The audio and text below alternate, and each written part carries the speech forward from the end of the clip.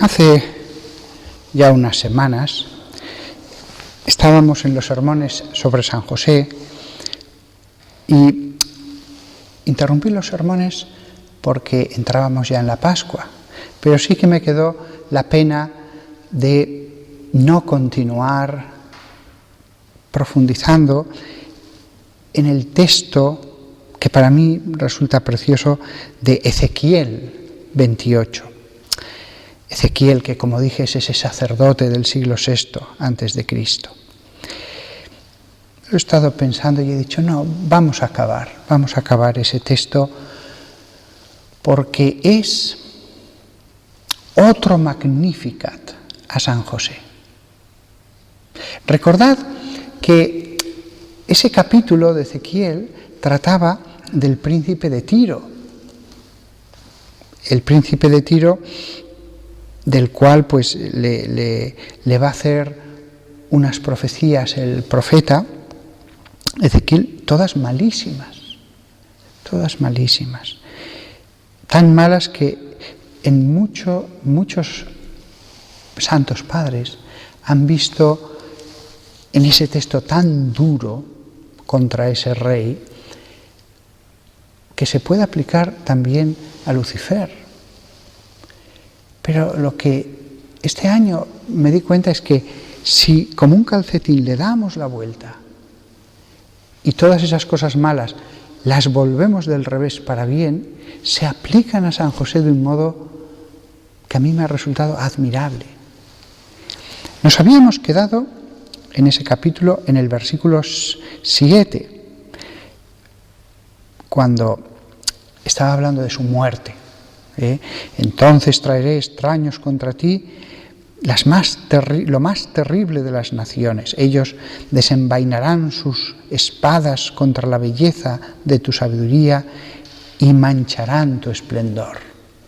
Eso le dice el profeta al rey de Tiro. Y le debió llegar este mensaje. Y entonces, el último versículo que habíamos dicho en esa serie de sermones es el versículo 8. Ellos te empujarán hacia el abismo y tú morirás de una muerte violenta. A esto ya le había dado mi interpretación, pero añade una cosa interesante. Morirás de una muerte violenta en el corazón de los mares. Morirás una muerte violenta en el corazón de los mares. Ya había explicado un poco antes, cuando se menciona esa expresión de que él estaba sentado en un trono en el corazón de los mares, que era la ciudad de Tiro, que tenía infinidad de conexiones con otras ciudades e islas, era una gran potencia mercantil con sus navíos. Expliqué que ese era el sentido y cómo le daba un sentido a San José distinto. Pero ahora quiero añadir otro. El mar en la Biblia muchas veces es comparación del abismo. Y lo que le está diciendo a este hombre al que le dio sabiduría, al que le dio santidad, él fue un hombre santo, preparado para regir santa y sabiamente a su pueblo, y después se corrompió. Cuando le dice que va a morir una muerte violenta en el corazón de los mares, que le va a arrojar al pozo del abismo, también podemos entender que lo va a arrojar al corazón del abismo. Y efectivamente, en el caso de Lucifer, no es que simplemente caiga en el infierno, es que cae en el mismísimo corazón del infierno. Lo mismo que en el cielo hay tantos grados de felicidad, de bienaventuranza, lo mismo sucede para mal en el infierno. Lo mismo. Entonces, en el caso de San José, vale pero al revés. San José no simplemente entró en el cielo. San José, por las razones que ya expliqué, está en el corazón del cielo. El cielo, miles de millones de almas, miles de millones de ángeles. Hay un versículo de Daniel que habla de miriadas de ángeles alrededor del trono de Dios. Hay muchas moradas, hay tantos tipos de santidad, de cosas que premiar, pero hay un corazón del cielo, y ese corazón evidentemente es Jesús. Y casi, si me permitís un exceso, el corazón ya sabéis que está dividido en dos partes, que no están comunicadas entre sí. El corazón, aunque tenga ventrículos y aurículas, realmente tiene dos grandes partes. Pues bien, no creo que sea una exageración decir que ese corazón es Jesús y María, que ese corazón del cielo es el sagrado corazón de Jesús y el inmaculado corazón de María, que por el amor se han fundido. Pues bien, Él está en el corazón de los cielos, es decir, junto a Jesús y a María, junto. Después, en el versículo 9, dice el profeta a ese príncipe: tú todavía dirás, soy Dios, en la presencia de aquellos que te matan, aunque tú no eres sino un mortal y no Dios, en las manos de aquellos que te hieren. Perdón, esto último, porque lo estaba traduciendo de otro idioma, lo dicen como pregunta: ¿acaso no eres un mortal y no Dios en las manos de los que te hieren?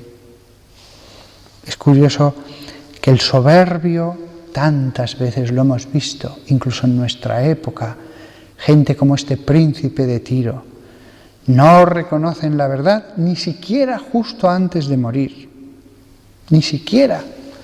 ¿Habéis visto esos dictadores que son monstruos que aprisionan a su pueblo? ¿Lo habéis visto?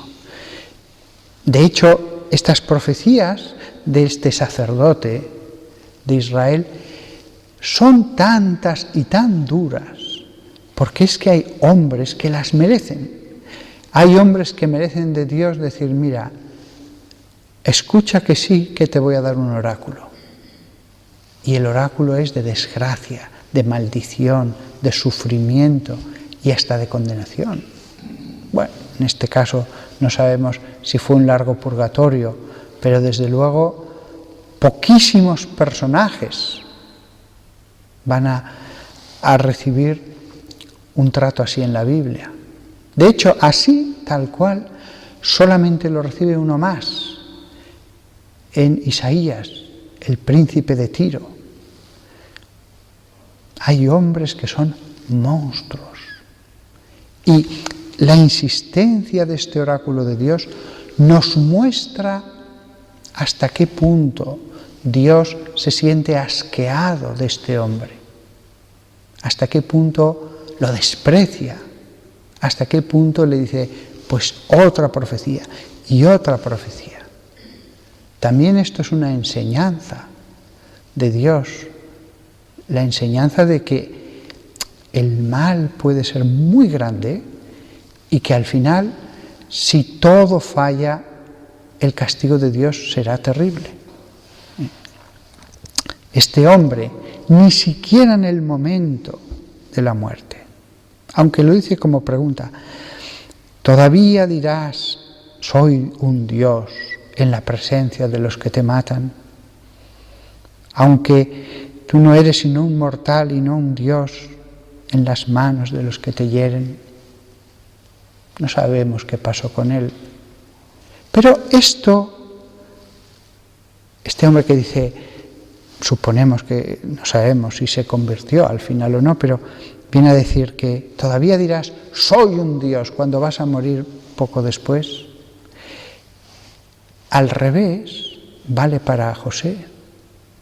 Esto es como un Magnificat de José, porque José, por muy humilde que sea, se verá obligado a reconocer que Dios lo ha exaltado. Este hombre, el príncipe de Tiro, se aferra a su gloria incluso justo en el momento de la muerte y no quiere reconocer la verdad. José será al revés, se verá obligado a reconocer la verdad. Y como María tendrá que decir su propio Magnificat, reconociendo, pues sí, he sido exaltado. No soy Dios, pero Dios me ha enriquecido de un modo divino, no humano. Me ha enriquecido con tesoros que proceden directamente de Dios. Tesoros espirituales porque proceden de un espíritu infinito. Le dice al final en el versículo 10, Dios al príncipe de Tiro: morirás la muerte de los incircuncisos por la mano de los extranjeros, porque yo he hablado, dice el Señor. Cuando ahora estamos viendo el terrible sufrimiento de un pueblo como el de Venezuela, que un hombre ha creado alrededor de sí un escudo de hombres como él, inicuos, un escudo de iniquidad que le rodea, y él se mantiene por encima de un pueblo, haciendo sufrir a un pueblo, entendemos que este pasaje también se aplica a todos los hombres que son como el príncipe de Tiro. Y al final, tardará más o tardará menos, pero se cumplirá esto. Y al final del oráculo, porque yo he hablado, dice el Señor Dios. Tardará más, tardará menos. No conocemos cuáles son los designios de Dios. Lo que sabemos es que la Biblia es nuestra enseñanza. Y la Biblia deja muy claro que no le da a Dios lo mismo el mal que el bien. Y aunque parece que calla, de pronto el profeta da un oráculo y el fin de un trono está sentenciado. Un decreto de muerte. Cuando para otros lo que hay es un decreto de vida, de bendición. Un decreto, en el caso de José, de honor para un hombre humilde. El hombre que lo tiene todo, riquezas, en una inmensa ciudad.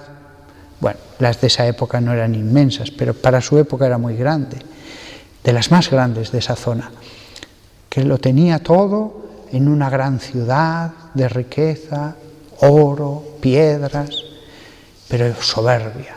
Y Moisés, pobre, humilde, solo una casita, pero sus riquezas eran espirituales.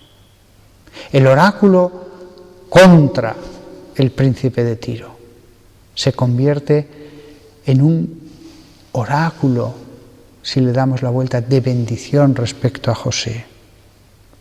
Decretos de vida y de muerte. El mal tiene también su tiempo contado, aunque nos parezca muy largo, pero después cuando todo ha acabado ya no nos parece tan largo, visto históricamente. Nada más, acabo en estas profecías que dan consuelo a los oprimidos, que dan ilusión a los que aman a San José, que Santa María, conociera o no conociera este texto de Ezequiel, sí que entendía la profundidad de las bendiciones que recaían sobre su marido.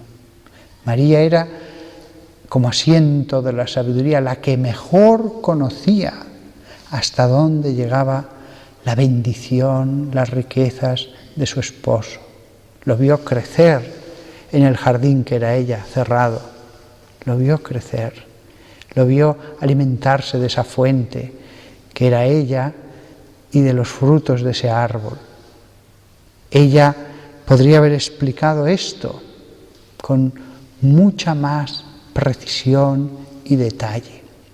Que todos nosotros ambicionemos, aunque sea por un momento, el ser admitidos a esa casa de Nazaret y el darnos cuenta que también para nosotros, pobres hijos de San José espirituales, hay decretos de vida, de bendición, hay planes de Dios. Para cada uno de nosotros hay un plan de Dios, aunque uno esté en la clausura. Ya soy monja. No, ahora es cuando comienza la historia. Ahora es cuando comienzan a desarrollarse los planes de Dios que florecerán.